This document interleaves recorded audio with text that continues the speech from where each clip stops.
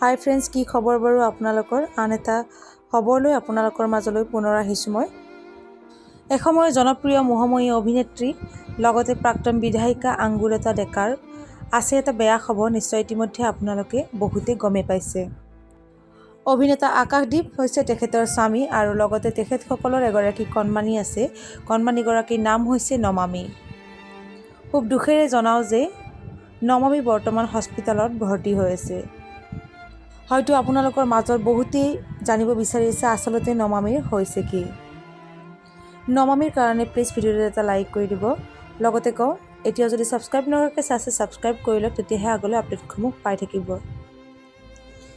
জানিব পৰা মতে আকাশদ্বীপ আৰু প্ৰাক্তন বিধায়িকা আঙ্গুলতাৰ কন্যা নমামী জটিল ৰোগত আক্ৰান্ত হৈছে। সঁচাকৈ খবৰটো শুনি বহুত বেছি বেয়া লাগিছে। কণমানি নমামীৰ খেল ধেমালি কৰাৰ বয়স এতিয়া, আৰু এই বয়সত এনেদৰে হস্পিটেলত থাকিব লগা হোৱাটো সঁচাকৈ বৰ দুখৰ খবৰ।